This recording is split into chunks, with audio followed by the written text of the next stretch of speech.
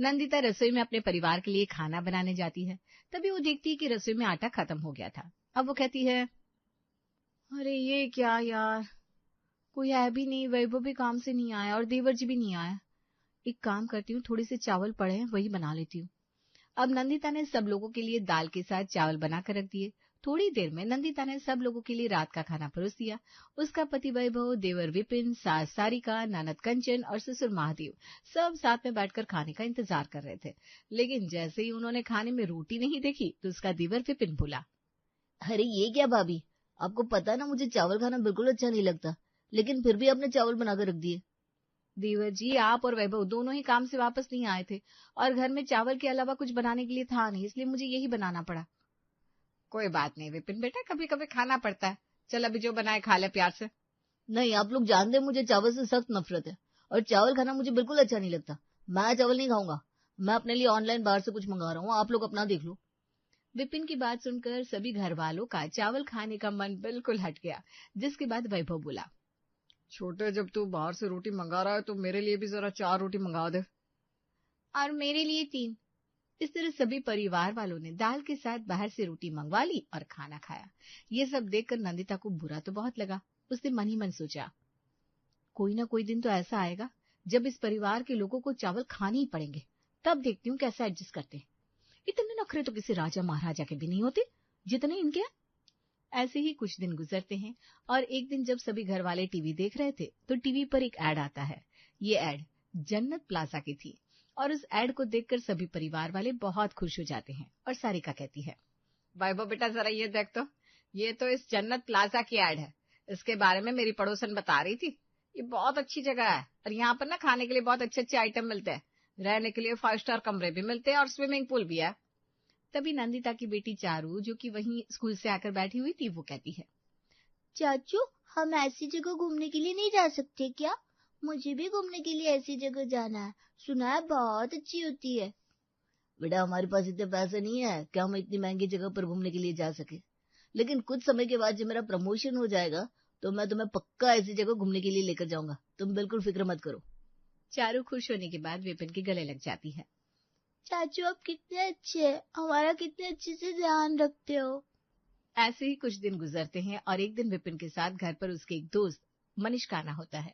Manish sales department में काम किया करता था और विपिन ऑपरेशन डिपार्टमेंट में। मनीष आया और सब लोगों के साथ खाना खाने बैठ गया और सब लोगों को बड़ी खुशी के साथ बताने लगा, आप लोगों को पता है मेरा प्रमोशन हो गया और मेरी सैलरी पूरे 20,000 बढ़ गई है। सोच रहा हूँ अपने परिवार को जन्नत प्लाजा घुमाने के लिए ले जाऊं। मनीष बेटा, ये वही जन्नत प्लाजा है ना, जहाँ पर 3 दिन का एक कैंप लगने वाला है, जहाँ पर खाना पीना रहना सब उनकी तरफ से होगा और बहुत मजा आएगा वहां पर। जी हाँ आंटी जी, ये वही जगह। मैंने सोचा जब मेरी सैलरी इतनी ज्यादा बढ़ रही है तो फिर अपने परिवार वालों के लिए मुझे कुछ करना चाहिए, तो मैंने परिवार वालों के लिए 3 दिन का ये जन्नत प्लाजा का कैंप बुक कर दिया। वाह वाह मनीष बेटा, तुम तो बहुत अच्छे हो कि अपने परिवार का इतना अच्छा ध्यान रखते हो और उन्हें घुमाने के लिए जन्नत प्लाजा लेकर जा रहे हो। वरना मेरा बेटा मुझे कहीं घुमाने के लिए लेकर ही नहीं जाता। वो क्या है ना अंकल जी, मैं अपने बच्चों के साथ अपने पेरेंट्स से भी बहुत प्यार करता हूँ, इसलिए अक्सर उन्हें घुमाने के लिए कहीं ना कहीं लेकर जाता हूँ। और वैसे भी ना जन्नत प्लाजा बहुत अच्छी जगह है, साल में एक बार ही 3 दिन के लिए ओपन होती है। ये सुनने के बाद विपिन को बहुत गुस्सा आता है। वही मनीष, तू मेरे घर में आकर मेरे घर वालों को भड़का रहा है। तू कहना चाहता है कि मैं अपने घर वालों से प्यार नहीं करता इसलिए उन्हें कहीं घुमाने के लिए लेकर नहीं जा रहा हूँ। ऑपरेशन डिपार्टमेंट में अभी प्रमोशन होने बाकी है, वरना मैं भी अपने घर वालों को जन्नत प्लाजा लेकर चला जाता। अरे ठीक है भाई, अगर अगले हफ्ते तेरे प्रमोशन की लिस्ट में नाम आता है तब तो तू भी अपने घर वालों को जन्नत प्लाजा ले जाना। स्विमिंग पूल है, रुकने के लिए 5 स्टार रूम है, खाने पीने के लिए अलग अलग तरह के आइटम्स है, South Indian, Indian, Korean, Chinese, हर तरह का खाना है वहां पर। तू भी अपने परिवार वालों को लेकर जाना, उन्हें बहुत अच्छा लगेगा। मनीष ये बोलकर चला जाता है। उसकी प्रमोशन की लिस्ट जल्दी आ गई थी और वो अपने घर वालों को लेकर जन्नत प्लाजा जा रहा था। वहीं विपिन की प्रमोशन की लिस्ट अभी तक आई नहीं थी और वो चुपचाप बैठा हुआ था। वो बहुत चिंतित हो गया कि उसकी प्रमोशन की लिस्ट में उसका नाम आएगा भी या नहीं। ऐसे ही एक हफ्ता बीत जाता है और अब जन्नत प्लाजा के टूर को सिर्फ 10 दिन बचे थे। तभी एक रात जब विपिन अपने कमरे में लेटा हुआ था, उसे मेल आता है कि प्रमोशन लिस्ट में उसका नाम था। ये देखकर वो बहुत खुश हो जाता है और जोर से चिल्लाता है, अरे वाह, मजा आ गया, प्रमोशन हो जाएगा, अब तो मेरी सैलरी भी बढ़ जाएगी और अब तो मैं भी अपने परिवार वालों को जन्नत प्लाजा घुमाने के लिए लेकर जा सकता हूँ। अब विपिन आधी रात को ही अपने घर वालों को जमा करता है और उन्हें जन्नत प्लाजा में जाने के बारे में बताता है। सभी घर वाले जन्नत प्लाजा जाने के बारे में सुनकर बहुत खुश हो जाते हैं। तभी उसकी भाभी नंदिता कहती है, अब हमें भी जन्नत प्लाजा जाने को मिलेगा। मैं अपने सारे रिश्तेदारों और दोस्तों को बताऊंगी हम जन्नत प्लाजा जा रहे हैं। सब लोग कितने ज्यादा खुश हो जाएंगे ना। और जो कुछ सहेलियां मुझसे जलती है ना, वो तो मुझे देख कर ही जल जाएंगी। बहुत मजा आएगा जब उन्हें पता चलेगा मैं जन्नत प्लाजा जा रही हूँ। भाभी, कल तो मैं भी कॉलेज में सबको बताऊंगी कि मेरे भैया मुझे अपना प्रमोशन होने की खुशी में जन्नत प्लाजा लेकर जा रहे हैं। वैसे भी भैया के दोस्त बहुत इतरा रहे थे ना, वो अपने परिवार को जन्नत प्लाजा लेकर जा रहे हैं। अब हम भी उन्हें वहीं मिलेंगे। तो फिर ठीक है, मैं अपने दोस्त मनीष को कॉल करके बता देता हूँ कि हम लोग भी जन्नत प्लाजा चल रहे हैं और दोनों परिवार साथ में ही चलेंगे। अरे नहीं बेटा, वो सच में तुझे बहुत नीचा दिखा रहा था कि उसका प्रमोशन हो गया है। तुझे उसे कुछ भी बताने की जरूरत नहीं है। वैसे भी हमें जगह का नाम तो पता ही है, जन्नत प्लेस है ना जगह का नाम। हम खुद ही चलेंगे और वहां जाकर उसे हैरान कर देंगे। जब वो हमें वहां देखेगा तो उसकी तो हवा ही खराब हो जाएगी। बिल्कुल ठीक कहा आपने जी। वैसे भी जो इंसान इतना ज्यादा अपनी अमीरी और सफलता पर इतराता है, उसको ऐसे ही मुंह तोड़ जवाब देना चाहिए। आप बिल्कुल ठीक कह रहे हैं। अब सब लोगों के कहने पर विपिन मनीष से कोई भी बात नहीं करता और पूरा परिवार 3 दिन बाद जन्नत प्लेस जाने की तैयारी में लग जाता है। सारिका और कंचन सुंदर सा सूट पहनकर आती है और उन्हें देखकर नंदिता कहती है, आप लोग कहाँ जा रहे हो? अरे मुझे भी बता दो। आप मुझे बताए बिना कहीं नहीं जाती, फिर आज आप कंचन को लेकर कहाँ जा रही हैं? अरे तुझे तो पता है बहू कि हम लोग जन्नत प्लेस घूमने के लिए जा रहे हैं, तो फिर मैंने सोचा वहां जाने के लिए अच्छे अच्छे कपड़े खरीद लूं। भाभी, और वैसे भी भैया ने बताया था वहां पर स्विमिंग पूल है, तो हमने सोचा चारों के लिए स्विमिंग की छोटी सी ड्रेस भी ले आएंगे।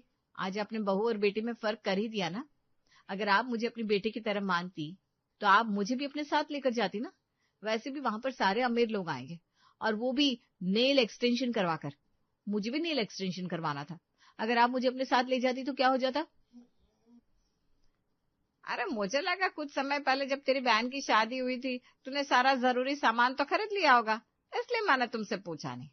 कोई बात नहीं, अभी हम कौन सा चले गए, चल तू भी हमारे साथ। ठीक है, वैसे भी चारू को हम पड़ोसन के घर पर छोड़ देंगे और हम सब लोग अच्छे से शॉपिंग करने चलते हैं। मैं नहीं चाहती कि जब देवर जी इतना सारा पैसा लगा रहे हैं हमें जन्नत प्लेस घुमाने के लिए, तो हम भी कोई कमी छोड़ दें। हम अच्छे से वहां जाकर एंजॉय करेंगे। जिसके बाद अब नंदिता अपनी सास सारिका और ननद कंचन के साथ शॉपिंग करने चली जाती है। वो वहां पहनने के लिए 3 दिन के लिए अलग अलग तरह के कपड़े लेकर आती है और स्विमिंग पूल के लिए भी कंचन अपने लिए ड्रेस खरीदती है और चारू के लिए भी ड्रेस खरीदती है। जब शॉपिंग कर रहे थे तो नंदिता ने मजाक करते हुए सारिका से पूछा, माँ जी आपको भी तो स्विमिंग करना बहुत अच्छा लगता है, आप वहां स्विमिंग नहीं करेंगी क्या? बहू तू तो मेरा वजन जानती है और अब तो मेरी उम्र भी हो गई है। अगर मैं वहां जाकर स्विमिंग करूंगी तो सब लोग कहेंगे गई भैंस पानी में। सारिका की ये बात सुनकर सभी परिवार वाले हंस पड़ते हैं। ऐसे ही अब अगले दिन उन सबको जन्नत प्लेस घूमने के लिए निकलना था। उन्होंने उसके लिए बहुत अच्छी तैयारी की हुई थी। रात भर किसी को खुशी की वजह से नींद ही नहीं आ रही थी और सुबह वो सब लोग 4 बजे उठ जाते हैं, जिसके बाद एक गाड़ी में बैठकर जन्नत प्लेस के लिए निकल जाते हैं।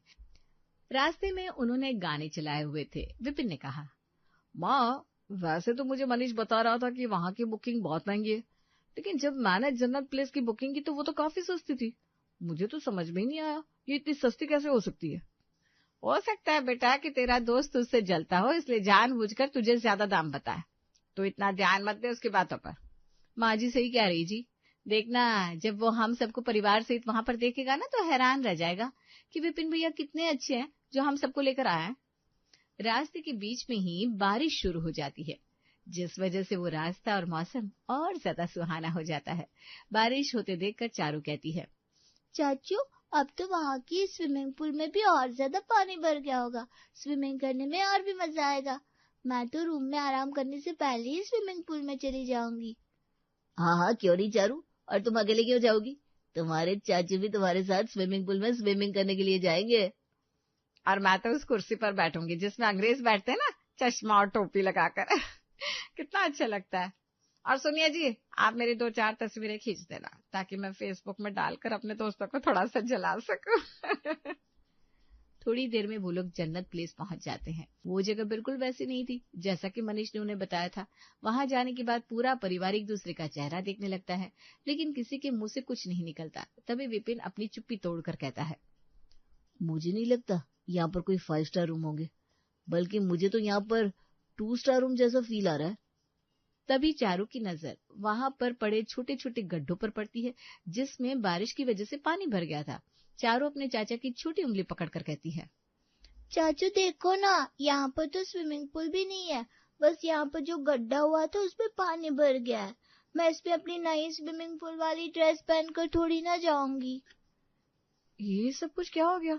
जन्नत प्लेस के सपने दिखाकर हमें तो नरक प्लेस ले आए हैं। ऐसा कैसे हो सकता है? मनीष भैया को तो यहाँ के बारे में बहुत कुछ बताया गया था। यहाँ अलग अलग तरह का खाना है, रहने के लिए 5 स्टार कमरे हैं, स्विमिंग पूल है, रिजॉर्ट है, कसिनो है, सब कुछ है। लेकिन ये तो बहुत ही अजीब सी जगह है। महादेव और सारिका को उस जगह का ये हाल देखकर चक्कर आने लगता है। वो अपने परिवार वालों से कहते हैं, जो भी है उसके बारे में हम पता लगा लेंगे, लेकिन सबसे पहले चलकर कुछ खाने के लिए जाते हैं।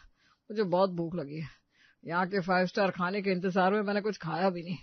मैंने सोचा जब मेरे बेटे ने यहाँ पर बुकिंग की है और पैसे दिए हैं तो यहीं चलकर खाएंगे। महादेव के कहने पर अब वो पांचों एक छोटे से रेस्टोरेंट में जाकर बैठ जाते हैं, जहाँ की कुर्सियां भी लकड़ी की थी और ज्यादा हिल रही थी। चारू भी उस पर अच्छे से नहीं बैठ पा रही थी। नंदिता उसे अपनी गोद में बिठा देती है, जिसके बाद एक वेटर मेन्यू लेकर आता है और कहता है, बताइए आप लोगों के लिए क्या लाऊं, क्या खाना पसंद करेंगे आप? ऐसा कीजिए, यहाँ की जो सबसे स्पेशल चीज है वो हमारे लिए लेकर आइए। वैसे भी हमने यहाँ बुकिंग में बहुत पैसे वेस्ट किए हैं, तो जरा यहाँ की स्पेशल चीज तो खाकर देखें हम।